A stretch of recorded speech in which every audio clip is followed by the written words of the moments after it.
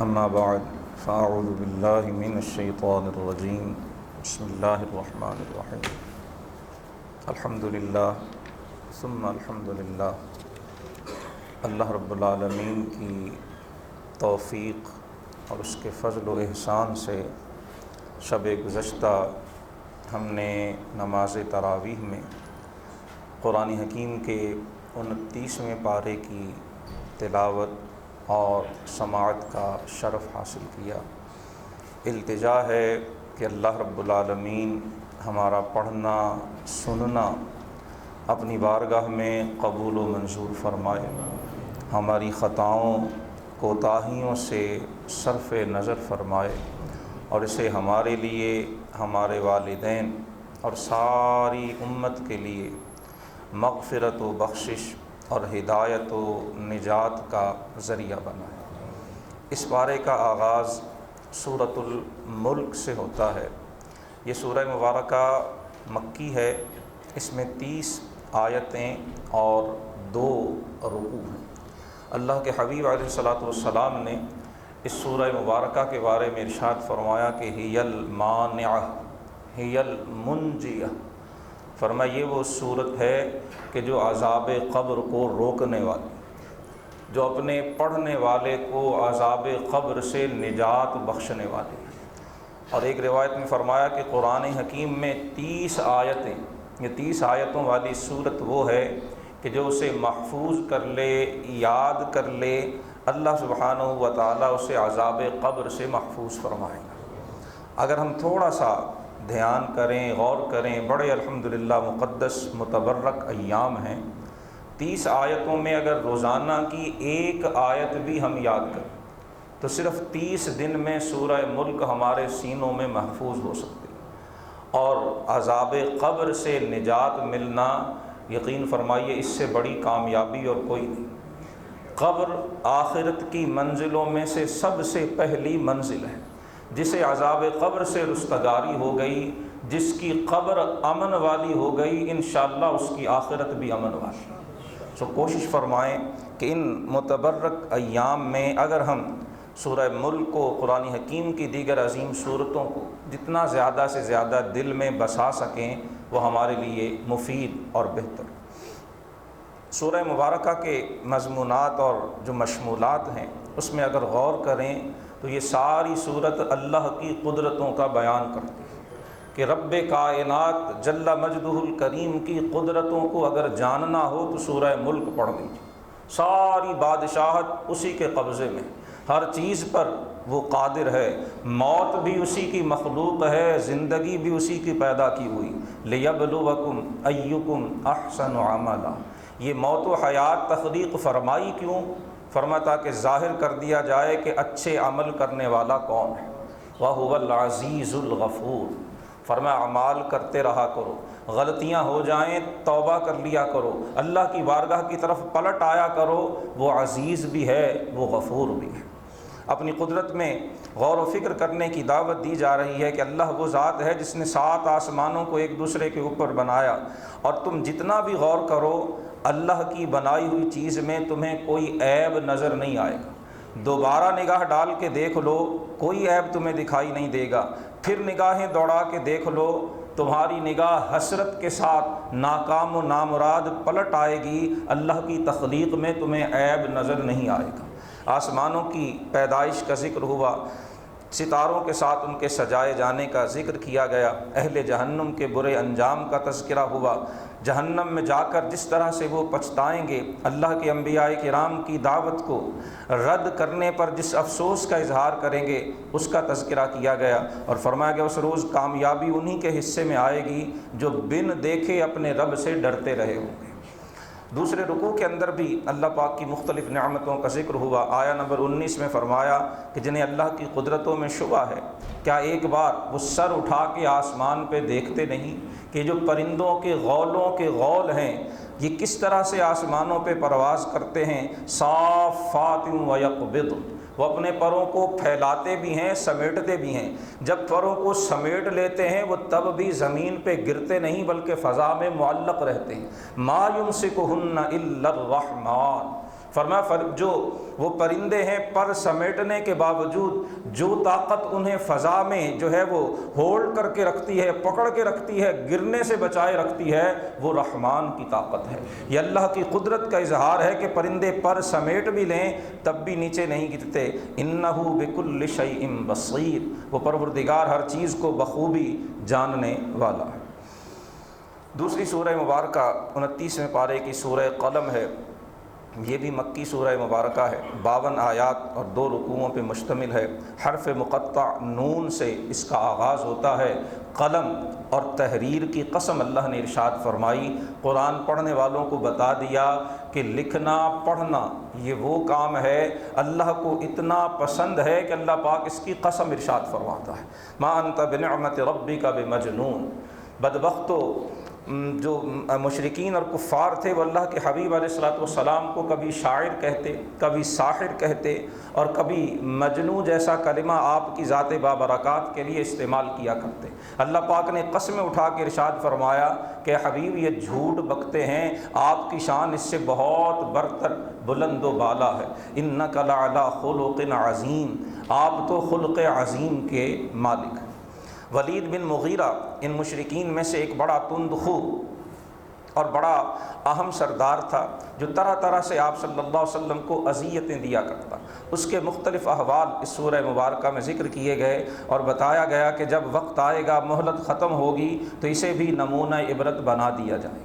پھر ایک واقعہ یہاں آیا نمبر 17 سے بیان کیا گیا کہ ولید بن مغیرہ بھی بڑا صاحب مال تھا، بڑی اس کے پاس دولت، بڑی جائیداد تھی۔ اسی مال و دولت کے نشے میں اللہ کے رسول کا انکار بھی کرتا، طرح طرح سے توہین بھی کرتا، اذیتیں بھی دیتا۔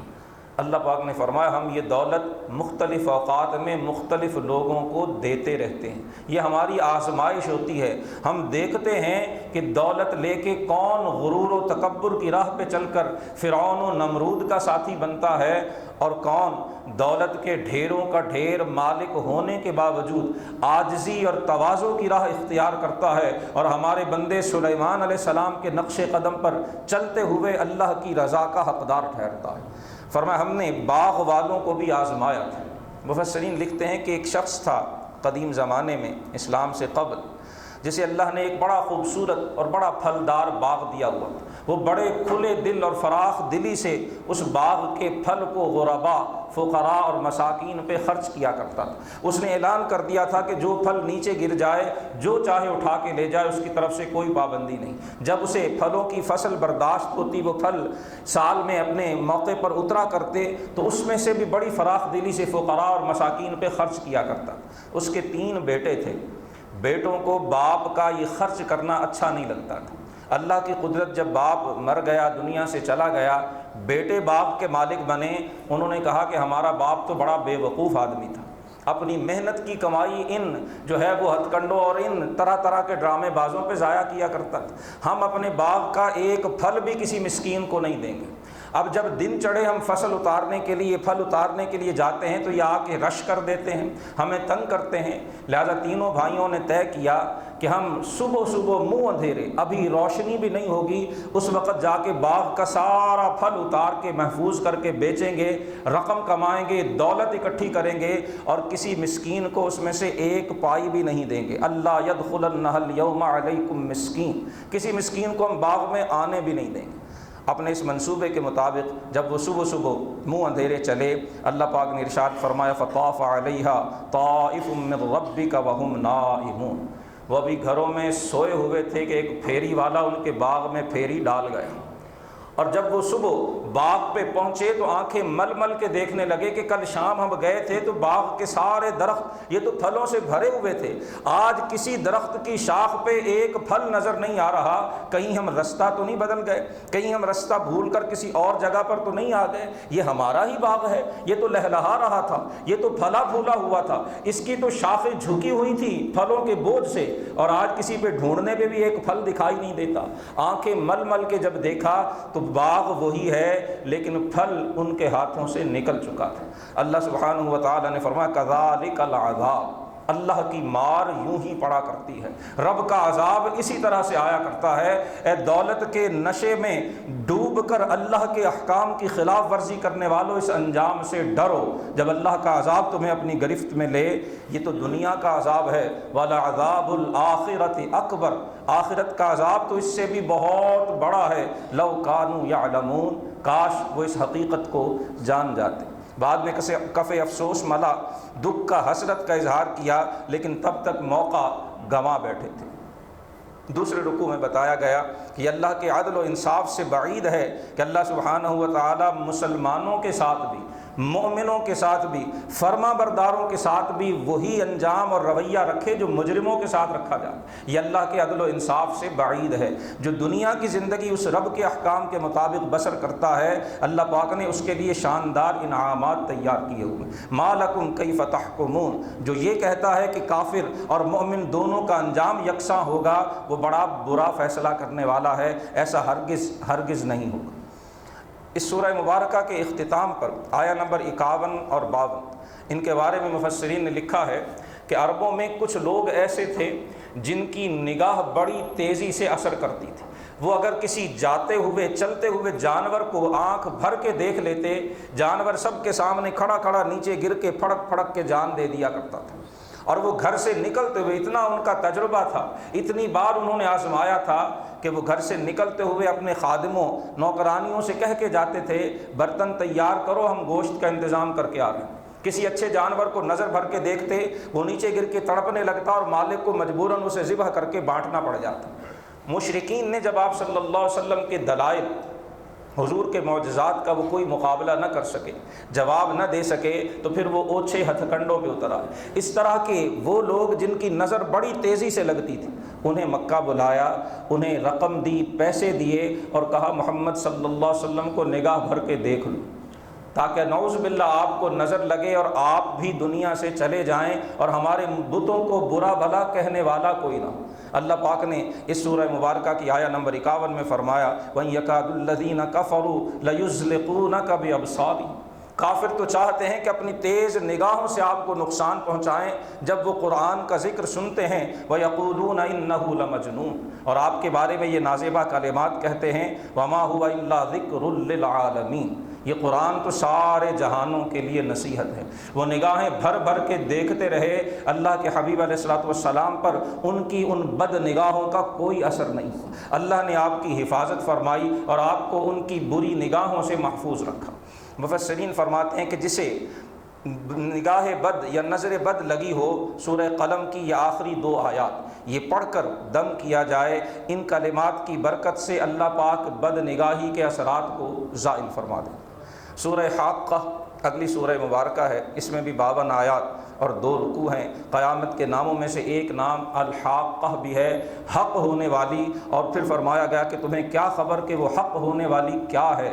فرمایا وہ قیامت ہے، جب قائم ہوگی تو پھر تمام معاملات کا فیصلہ کر دیا جائے گا، جہنمیوں کے جہنم میں جانے کا اور جنتیوں کے جنت کی نعمتوں سے لطف اندوز ہونے کا ذکر تفصیل کے ساتھ اس سورہ مبارکہ میں کیا گیا۔ اہل جہنم کی جو صفات یہاں اس صورت میں آیا نمبر 33 اور 34 میں بیان ہوئیں، ایک تو یہ صفت بیان ہوئی کہ وہ اللہ العظیم پر ایمان نہیں رکھتے، اور دوسری یہ صفت بیان ہوئی کہ وہ مسکینوں کو کھانا کھلانے کی رغبت نہیں دیا کرتے۔ گویا ایمان کے بعد اللہ رب العالمین کی بارگاہ میں جو کام سب سے عمدہ، سب سے بہترین ہے، وہ مساکین کو کھانا کھلانا ہے، وہ غرباء اور فقراء کی حاجت کو پورا کرنا ہے۔ اس لیے جہنمیوں کے صرف 2 عمل یہاں ذکر ہوئے جو انہیں جہنم میں ٹھہرائے جانے کا باعث ہوں گے۔ اور اگر آپ سورہ مدثر آگے جو آ رہی ہے وہاں بھی ذکر ہوا کہ جب جنتی جہنمیوں سے پوچھیں گے ما سلککم فی سقر، تم جہنم میں کیوں پہنچے ہو، آج اس آگ میں کیوں جل بھن رہے ہو، تو وہ جواب میں کہیں گے لم نک من المصلین ولم نک نطعم المسکین۔ 2 ہی باتیں وہاں بھی ذکر ہوئیں۔ جہنمی جہنم میں جانے کی ایک وجہ یہ بیان کریں گے ہم دنیا میں نماز نہیں پڑھا کرتے تھے، ہمارے پاس نماز کا وقت نہیں نکلا کرتا تھا، باقی ساری مصروفیات ہماری پوری ہو جاتی تھیں، نماز کے لیے ہماری مصروفیات میں سے وقت نہیں بچتا تھا۔ اور دوسری بات وہ کہیں گے لم نک نطعم المسکین، ہم مسکینوں کو کھانا نہیں کھلایا کرتے تھے۔ سورہ ماعون میں بھی منافقین کی یہی علامت بیان ہوئی۔ اسی لیے رسول اللہ صلی اللہ علیہ وسلم سے پوچھا گیا، حضور ای الاسلام افضل، حضور اسلام کے جتنے عمل ہیں ان میں سب سے بہترین عمل کون سا ہے؟ اللہ کے رسول نے فرمایا اطعام الطعام وافشاء السلام، فرمایا بھوکوں کو کھانا کھلانا، ہر ایک کو سلام کہنا، اور جب لوگ سو رہے ہوں تب رب کی بارگاہ میں قیام کرنا۔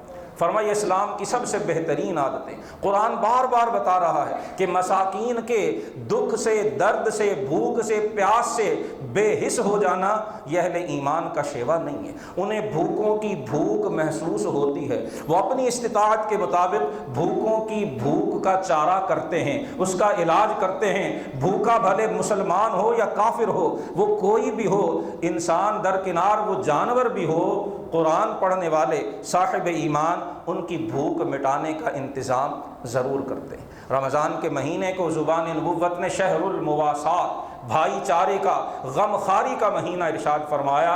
جتنا ہو سکے دوسروں کے کام آنا یہ رضائے الہی کے حصول کا بہترین ذریعہ۔ سورۃ المعارج اگلی صورت ہے، یہ بھی مکی ہے، 44 آیات اور 2 رکوعوں پہ مشتمل ہے۔ قیامت کے احوال ایک بار پھر ایک اور انداز سے اس سورہ مبارکہ میں ذکر کیے گئے۔ بتایا گیا کہ وہ روز قیامت 50,000 سال کے برابر ہوگا۔ مشرکین کی جو ذہن سازی اور ان کا نظریہ فکر کیا ہوتا ہے اور اہل ایمان کا انداز فکر کیا ہونا چاہیے؟ فرما مشرک سمجھتے ہیں کہ قیامت بہت دور ہے، وَنَرَاهُ قَرِيبًا، اور ہم دیکھ رہے ہیں کہ وہ تو قریب آ چکی ہے، وہ دور نہیں ہے۔ آسمان اس دن فرمایا پگھلی ہوئی چاندی کی مانند ہو جائے گا، اور جو پہاڑ ہیں یہ روئی کے گالوں کی طرح اڑتے پھر رہے ہوں گے۔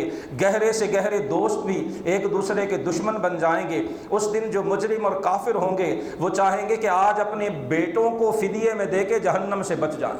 بیٹے جہنم میں جاتے ہیں تو بھلے جائیں میں بچ جاؤں، بیوی کو جہنم میں پھینک کے میں نکل سکتا ہوں تو میں نکل جاؤں، بھائی کو جہنم میں پھینک کے میں اس سے بچ جاؤں، میرا سارا قبیلہ جہنم میں چلا جائے، سارے زمین والے جہنم میں چلے جائیں، میں جہنم سے بچ جاؤں۔ اللہ فرماتا ہے کلا، اس روز ہرگز ہرگز ایسا نہیں ہوگا۔ انہا لظا، یہ جہنم یہ تو جلا کے راکھ کر ڈالنے والی ہے۔ نزاعۃ للشوا، یہ تو ہڈیوں سے گوشت کو نوچ دینے والی ہے۔ جو دنیا میں کفر و شرک کی راہ اختیار کرے گا اسی کا ٹھکانہ یہ جہنم بنے گی۔ فرمایا انسان بہت بے صبرا اور حریص ہے، تکلیف آتی ہے تو شور مچانے لگ جاتا ہے، اور جب اللہ اسے خیر اور خوشحالی دیتا ہے تو وہ کسی کو ساتھ شریک کرنے پہ آمادہ نہیں ہوتا۔ الا المصلین، ان دونوں بری عادتوں سے، مصیبت کے وقت بے صبرا ہو کے نا امید ہو جانا، اور جب خوشحالی ہو تو تیوریاں چڑھا کے غرور میں آ کر کسی کو جو ہے وہ نعمتوں میں شریک نہ کرنا، فرمایا ان سے بچتے وہ ہیں جو نماز پڑھنے والے، جو اپنی نمازوں پہ ہمیشگی کرتے ہیں، جن کے مالوں میں ایک معین شدہ حق ہے مانگنے والوں اور محروم رہ جانے والوں کے لیے، جو قیامت کے دن کی تصدیق کرتے ہیں۔ اور آیا نمبر 27 اور 28 بڑی قابل غور ہے۔ اللہ پاک جہنم سے بچ جانے والوں کے اوصاف ارشاد فرما رہا ہے۔ فرمایا جہنم سے وہ بچیں گے جو اپنے رب کے عذاب سے ڈرتے ہوں گے۔ ان عذاب ربہم غیر مأمون، فرمایا ان کے رب کا عذاب نڈر ہونے کی چیز نہیں ہے، بے خوف ہونے کی چیز نہیں ہے۔ اہل ایمان سدا اپنے رب کے عذاب سے ڈرتے ہیں، اور یہ ڈر ہی انہیں جہنم سے محفوظ رکھے گا۔ وہ اپنی شرمگاہوں کی حفاظت کرتے ہیں۔ ہاں بیویوں سے ان کا جسمانی تعلق ہے یا جو ان کی ملکیت میں باندیاں ہیں وہ ان کے لیے جائز ہیں، جو اس کے سوا کوئی اور راہ ڈھونڈے گا وہ حد سے بڑھنے والا ہے۔ فرمایا وہ اپنی امانتوں کی حفاظت کرتے ہیں، اپنے وعدوں کی پاسداری کرتے ہیں، اپنی گواہیوں پہ قائم رہتے ہیں، اور آخر میں پھر فرمایا والذین هم علی صلاتهم یحافظون۔ مومنین کے جتنے اوصاف ہیں تکرار کے ساتھ صرف ایک ہی صفت بیان کی، ابتدا بھی اسی صفت سے ہے اور انتہا بھی اسی صفت پہ ہے۔ فرمایا وہ اپنی نمازوں کی محافظت کرنے والے۔ ابتدا میں فرمایا تھا علی صلاتهم دائمون، وہ ہمیشہ نماز پڑھتے ہیں، کسی ایک مہینے میں، کسی ایک دن میں یا کسی ایک رات میں نمازیں پڑھنا یہ ان کی صفت نہیں ہے جو جہنم سے بچائے جائیں۔ ان کی صفت ہے علی صلاتہم دائمون۔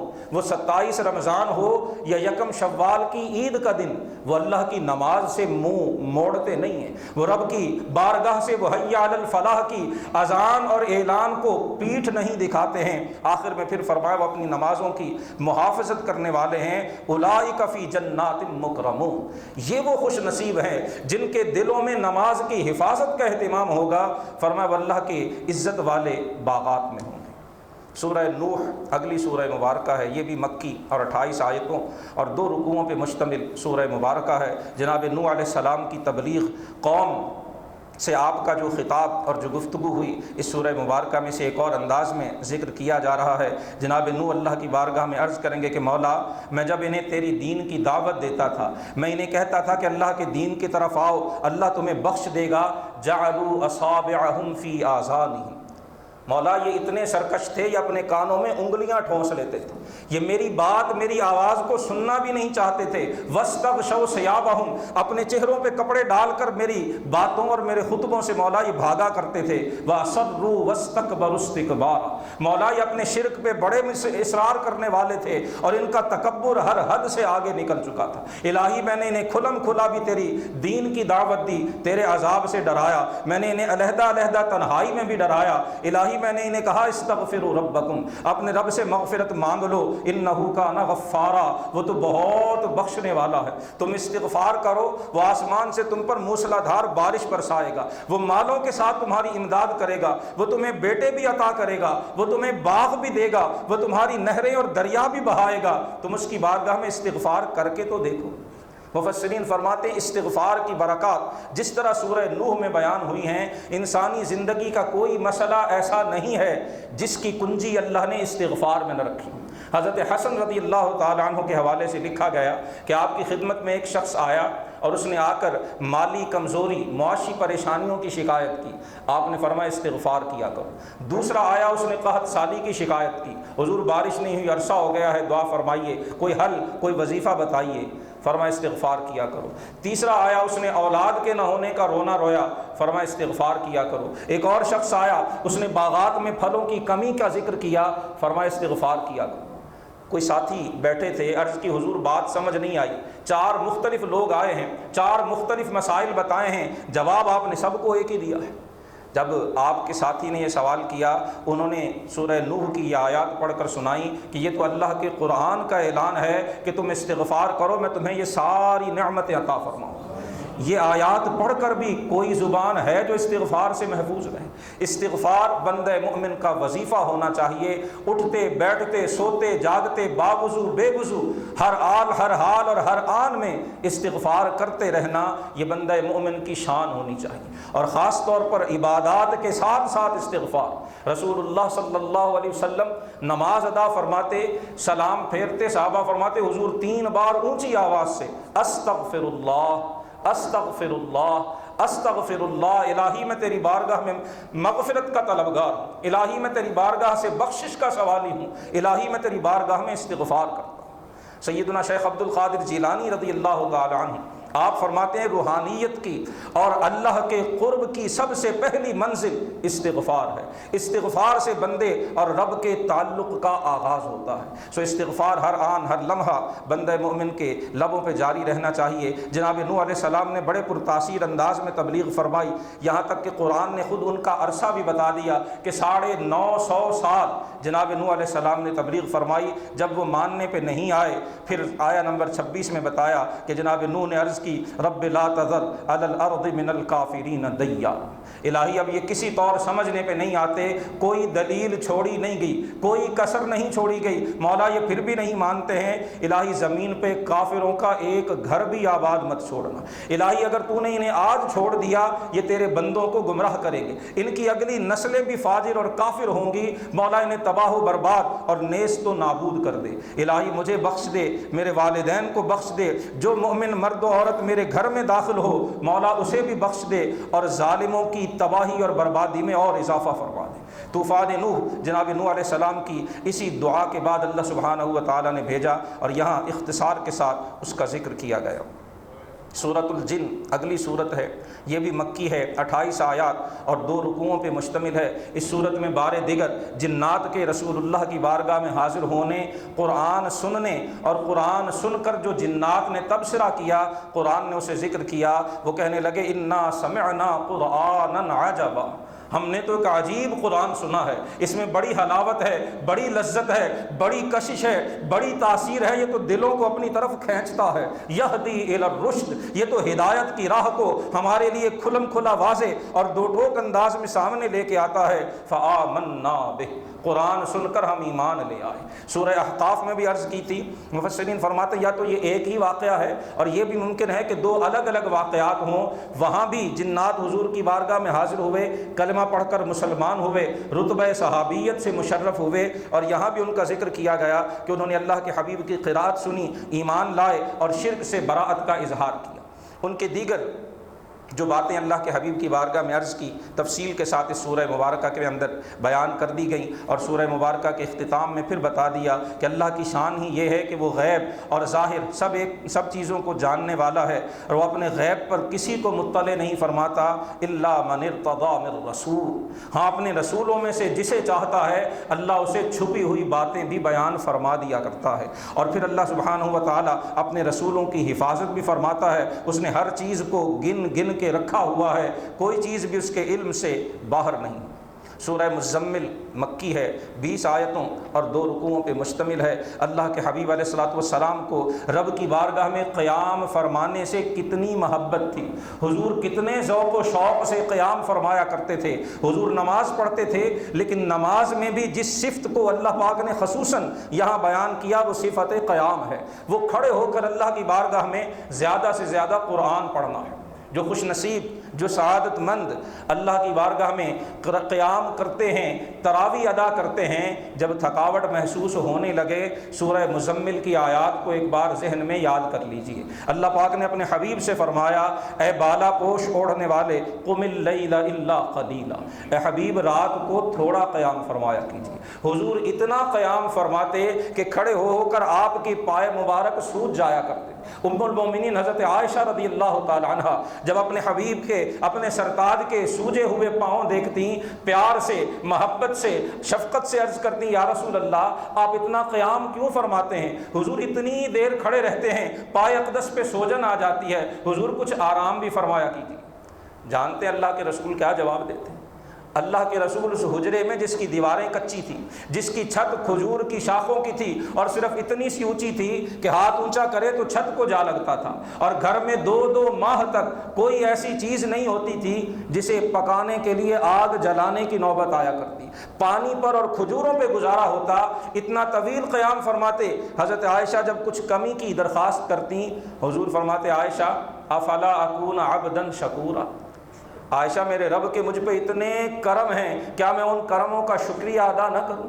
میرے رب نے مجھے اتنی نعمتیں بخشی ہیں، کیا میں ان نعمتوں کا شکر ادا نہ کروں؟ عائشہ یہ قیام اپنے رب کی نعمتوں کے شکر کی ادائیگی کا ایک طریقہ ہے۔ اللہ پاک نے تخفیف کا حکم دیا کہ حبیب نصفہ او انقص منہ قلیلا، آدھی رات یا اس سے کچھ کم قیام کیا کیجئے، او زد علیہ یا اس سے کچھ زیادہ قیام فرمایا کیجئے، ورتل القرآن ترتیلا، اور قرآن کو خوب ٹھہر کر تلاوت فرمایا کیجئے۔ اللہ کی راہ میں قیام کرنے والوں کے اوصاف اسی سورہ مبارکہ کے دوسرے رکوع میں پھر بیان ہوئے، اور اختتام صورت میں فرمایا کہ جو قرآن پڑھتے ہیں، قیام کرتے ہیں، رب کی راہ میں صدقہ و خیرات کرتے ہیں، انہی کا اجر اللہ کی بارگاہ میں بہت بڑا ہے۔ یہاں پھر فرمایا واستغفر اللہ ان اللہ غفور الرحیم۔ سورہ مدثر بھی مکی ہے، 56 آیات اور 2 رکوعوں پہ یہ سورہ مبارکہ مشتمل ہے۔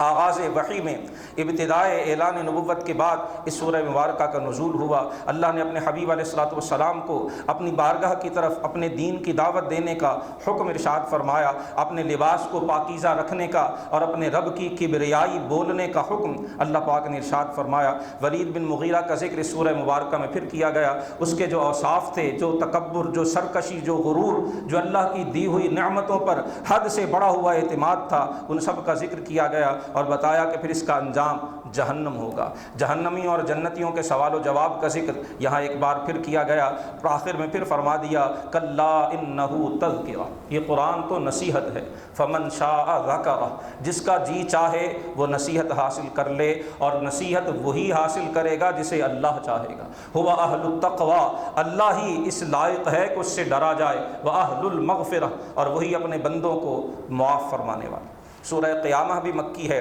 اس میں 40 آیتیں اور 2 رکوع ہیں۔ قیامت کی قسم ارشاد فرمائی گئی، اور فرمایا انسان یہ سمجھتا ہے کہ ہم اس کی بکھری ہوئی ہڈیوں کو جمع نہیں کر سکیں گے، بلا، فرمایا کیوں نہیں، ہم ضرور اسے جمع کر سکتے ہیں، قادرین علی ان نسوی بنانا، فرمایا تمہاری ہڈیاں تو بہت بڑی چیز ہیں، ہم تو تمہاری انگلیوں کے پور بھی دوبارہ سے اسی طرح سے بنا سکتے ہیں۔ مفسرین فرماتے ہیں ان پوروں کا ذکر قرآن 1400 سال پہلے کر رہا ہے۔ آج جو تھمب امپریشن، آج سیکیورٹی فیچرز کے اندر یہ امپریشن انگلیوں کے اور انگوٹھے کا یہ تھمب امپریشن لے کے اسے محفوظ کیا جاتا ہے، کہ آج کی تحقیق یہ بتاتی ہے کہ دنیا کے 1.25 ارب انسانوں میں سے کسی کے فنگر پرنٹس، انگلیوں کے نشانات، یہ بنان، یہ دوسرے کے ساتھ میچ نہیں کرتے ہیں۔ اللہ کی قدرت کا یہ اظہار ہے کہ ہر ایک کے فنگر پرنٹ ایک دوسرے سے الگ ہیں، آنکھ کی پتلی ایک دوسرے سے الگ ہے، اور اس قرآن کی عظمتوں پہ کیوں قربان نہ جائیں جو 1400 سال پہلے قبروں سے دوبارہ اٹھائے جانے کو ناممکن سمجھنے والوں کو بتا رہا ہے کہ تم تو کہہ رہے ہو ہڈیاں کیسے جمع ہوں گی، ہم تو وہ قدرت کے مالک ہیں کہ تمہاری انگلیوں کے پور بھی دوبارہ اسی طرح سے بنائیں گے، تمہارے فنگر پرنٹ بھی مختلف نہیں ہوں گے، جو دنیا میں ہیں وہی آخرت میں ہوں گے، اور پھر اس روز تمہیں بارگاہ الہی میں حاضر کیا جائے گا۔ فرمایا یہ بطور استہزاء پوچھتے ہیں قیامت کب آئے گی؟ محبوب نے بتا دیجئے جب آنکھیں چندھیا جائیں گی، چاند بے نور ہو جائے گا، سورج اور چاند بے نور ہونے میں اکٹھے ہو جائیں گے، اس دن انسان کہے گا کہ آج کہاں جائے پناہ ہے؟ فرمایا کہیں جائے پناہ نہیں ہوگی، الی ربک یومئذ المستقر، اس روز بارگاہ الہی میں حاضری ہوگی اور انسان کے تمام اعمال اس کے سامنے ظاہر کر دیے جائیں گے۔ فرمایا انسان خود اپنے کیے دھرے سے بخوبی واقف ہے، وہ جتنی مرضی معذرتیں کرتا رہے اسے خوب خبر ہے کہ اس نے کیا کیا ہے۔ کچھ چہرے اس دن بڑے روشن ہوں گے، بڑے اجلے ہوں گے، بڑے تر و تازہ ہوں گے، الی ربہا ناظرہ، وہ اپنے رب کے دیدار کی لذتوں سے لطف اندوز ہوں گے، اور اس کے برعکس کچھ چہرے سیاہ ہوں گے، ان کا بھی ذکر کیا گیا، اور آخر میں پھر فرمایا کہ جو رب ایسی قدرتوں کا مالک ہے کیا وہ اس پہ قادر نہیں کہ مردوں کو دوبارہ زندہ کر سکے؟ فرمایا کیوں نہیں، وہ اس پہ قادر ہے۔ سورہ دہر اگلی سورہ مبارکہ ہے، اسے سورہ انسان بھی کہا جاتا ہے، 31 آیات اور 2 رکوعوں پہ یہ سورہ مبارکہ مشتمل ہے۔ انسان کے دنیا میں آنے سے پہلے معدوم ہونے، معدوم محض، کوئی اس کا نام و نشان نہ ہونے کا تذکرہ کیا گیا، پھر انسان کو جو سننے کی، سمجھنے کی، عقل و شعور کی نعمتیں بخشیں ان کا ذکر کیا گیا، جنت کی نعمتوں کا ذکر، جنت میں بہنے والے چشموں کا ذکر، جنت میں ملنے والی شراب طہور کا ذکر، جنتیوں کے اعلیٰ لباس کا ذکر، جنتیوں کی شاندار پھلوں کا ذکر، جنتیوں کے خادموں کا ذکر، یہ سارا آیات میں فرمانے کے بعد فرمایا ان ھذا کان لکم جزاء، اے ایمان والو یہ تمہیں بدلہ ملے گا، وَكَانَ سَعْيُكُمْ مَشْكُورًا، اور تمہاری کوشش اللہ کی بارگاہ میں قبول ٹھہرے گی، جن کی کوششیں قبول ہوں گی انہی کو یہ نعمتیں عطا فرمائی جائیں گی۔ قرآن کے نصیحت ہونے کا تذکرہ اس صورت کے آخر میں بار دیگر فرمایا گیا۔